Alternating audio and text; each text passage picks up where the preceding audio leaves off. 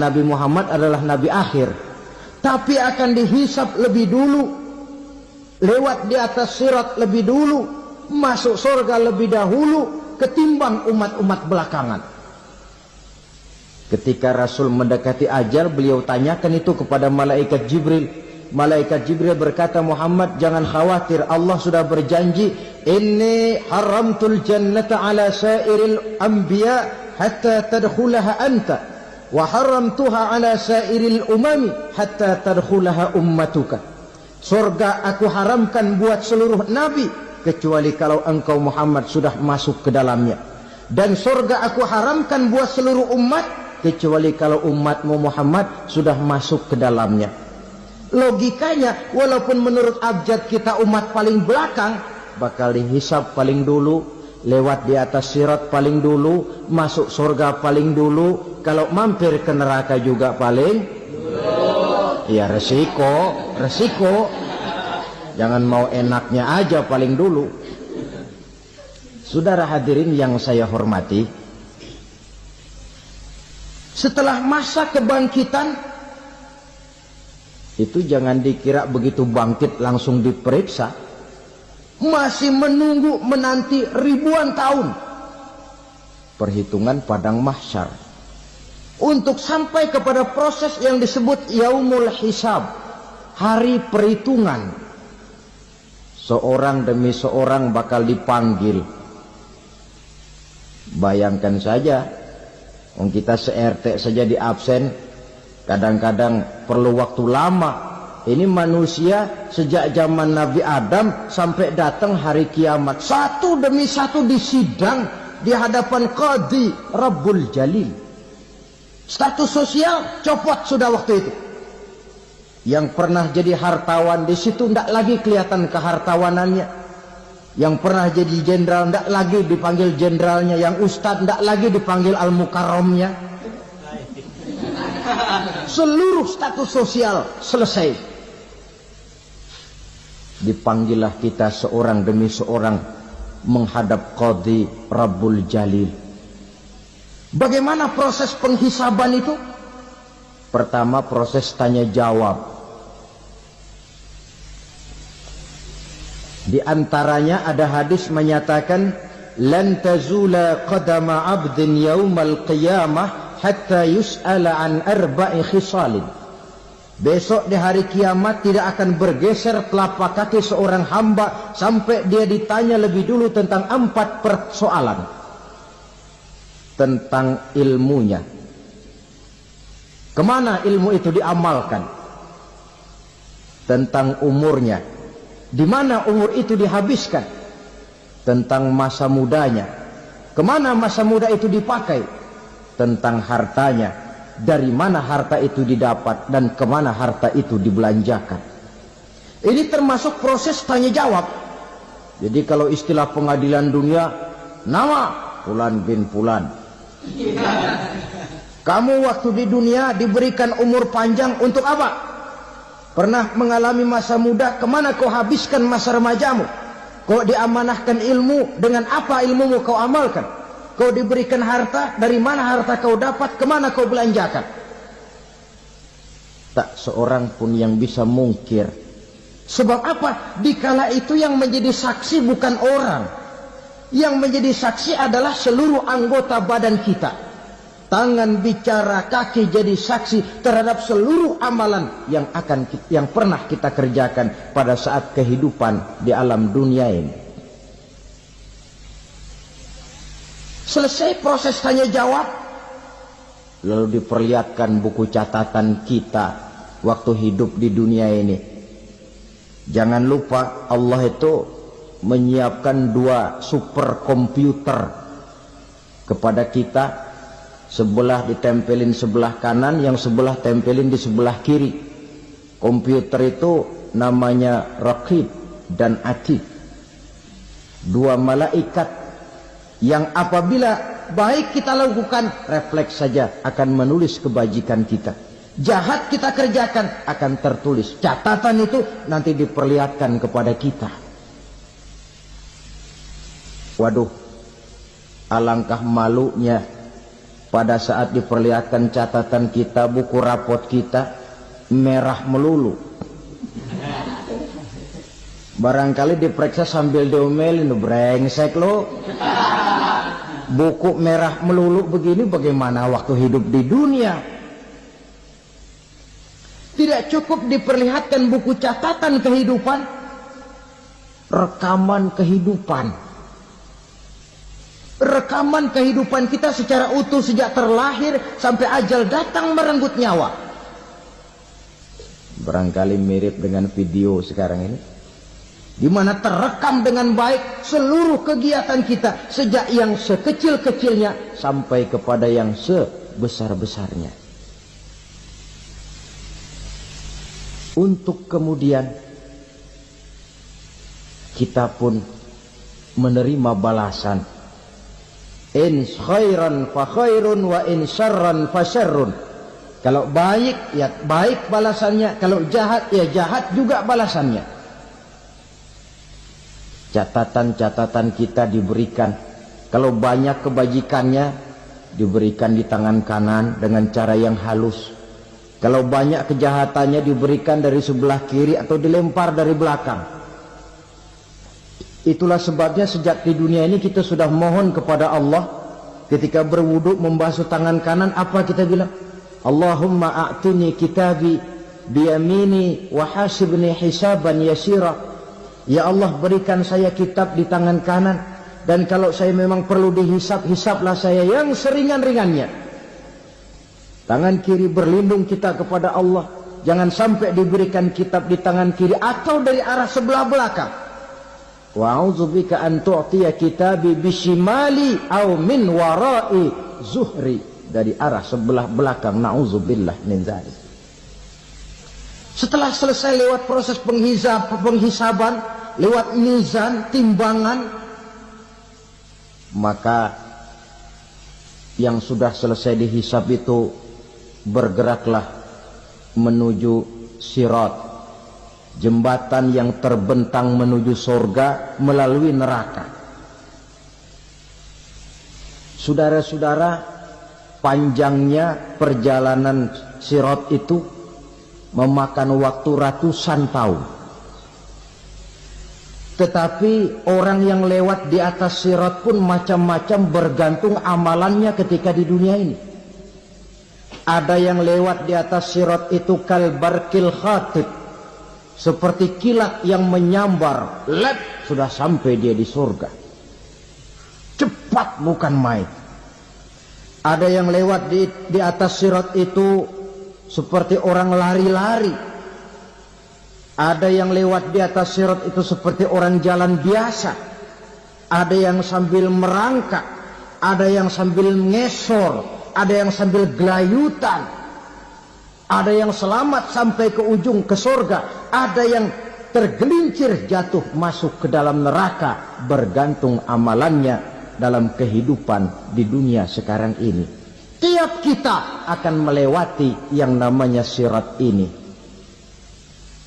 Saudara-saudara kaum muslimin yang saya hormati, dengan demikian mereka yang selamat melalui sirat sampai ke terminal akhir surga, mereka yang ketika dihisab ternyata banyak kejahatannya daripada kebaikannya, mereka singgah di dalam neraka. Nah, adapun orang-orang yang beriman menurut ayat Quran dan hadis Nabi itu nanti ada bermacam-macam. Ada orang beriman itu yang dimasukkan surga. Ada orang beriman itu yang dimasukkan ke dalam surga. Ada orang beriman itu yang disebut penduduk surga. Kenapa lain-lain, Pak? Karena waktu di dunia amalannya juga lain-lain.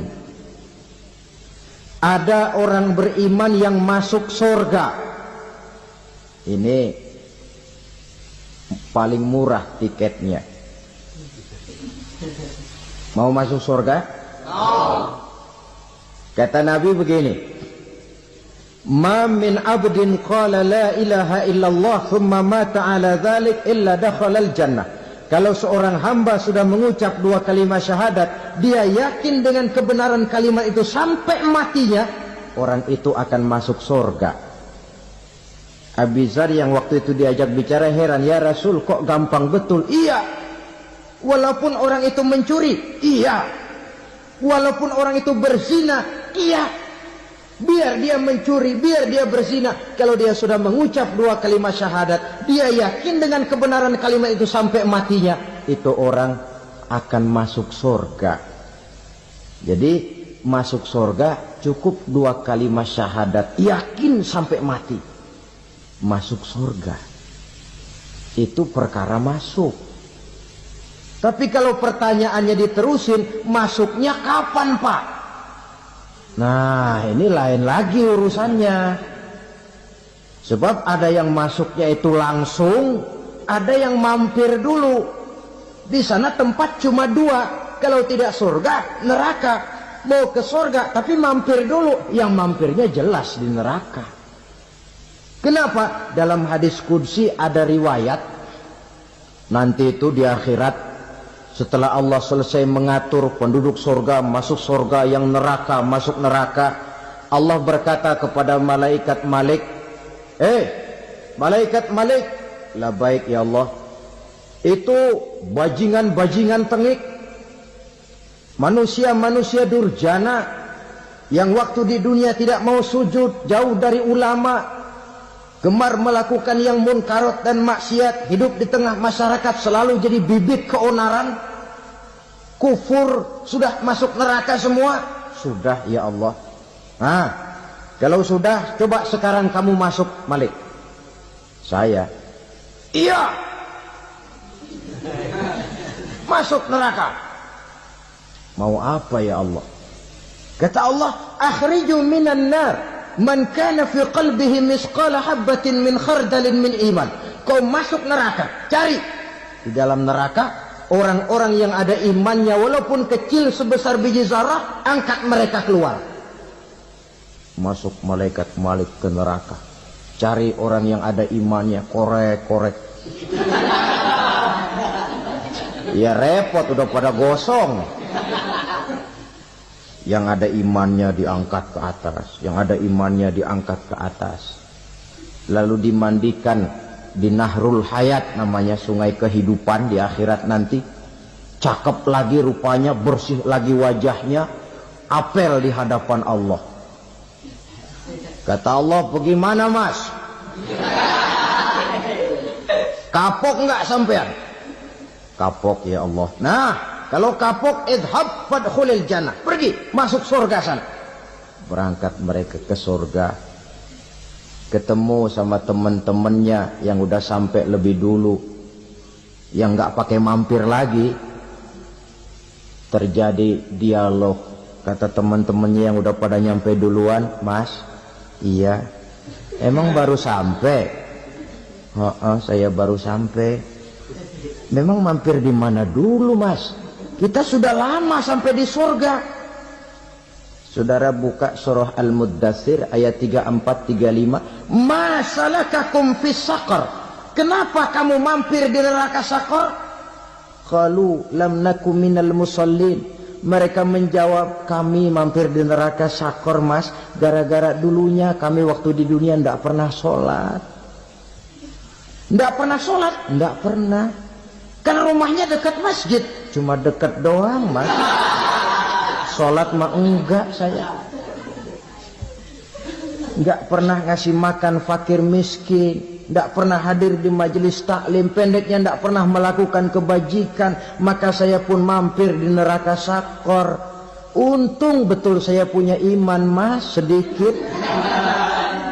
Waktu hidup di dunia dulu saya pernah mengucap dua kalimat syahadat. Sekali-kalinya waktu mau kawin. Masya Allah. Untung saja kawin. Kalau nggak kawin polos.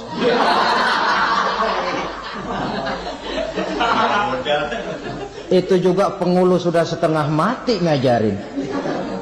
Asyhadu alla, asyaduaan, asyaduaan.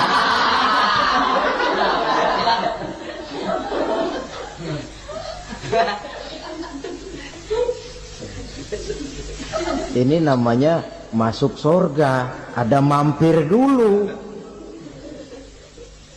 Ada pula orang mukmin itu yang dimasukkan surga. Namanya dimasukkan kan terima beres. Saya masuk ke rumah, jalan sendiri, cari tempat sendiri. Saya dimasukkan ke dalam rumah, terima beres. Pokok ada di dalam, itu dimasukkan namanya. Nggak pakai mampir.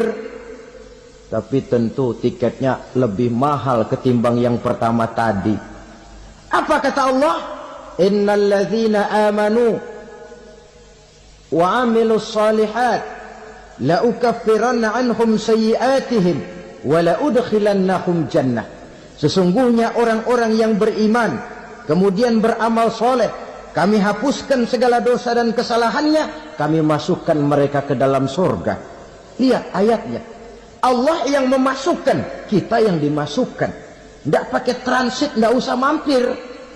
Cuma tidak cukup syahadat, tidak cukup amanu, tapi diiringi dengan wa'amilus salih.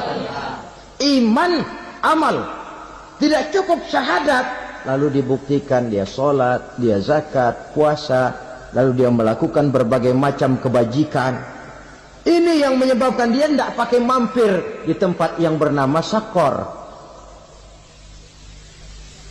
Lalu ada pula orang mukmin itu yang disebut penduduk surga. Wah, ini sudah VIP ini. Ashabul jannah, penduduk surga. Siapa mereka? Kata Allah, innal ladzina amanu summa istaqamu fala khaufun 'alaihim wa la hum yahzanun ulaika ashabul jannah hum fiha khalidun.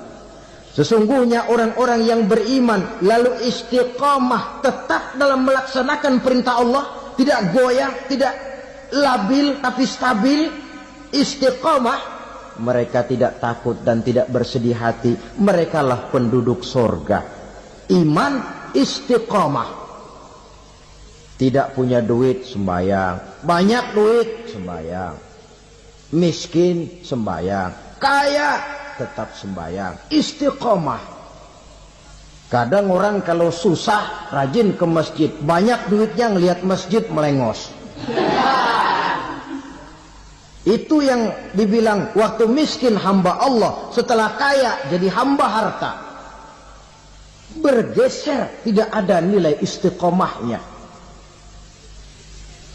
Saudara-saudara, dengan begitu penduduk neraka itu dua.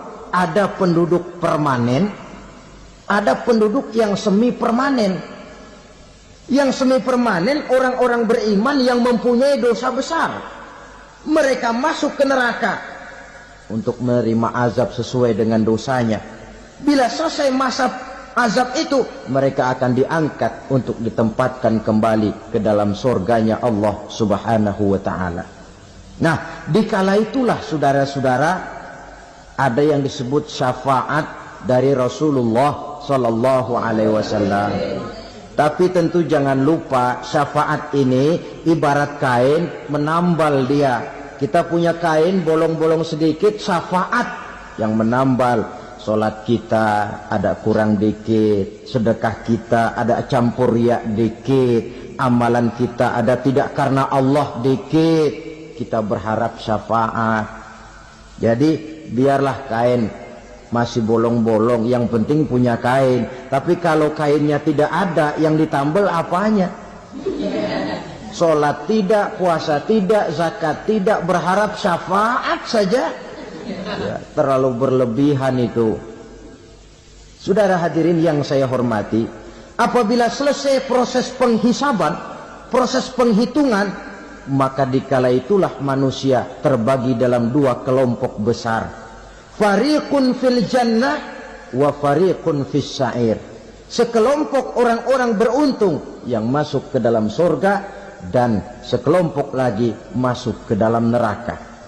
Hadirin hadirat ma'asyiral muslimin yang saya cintai, ada sebuah cerita pendek.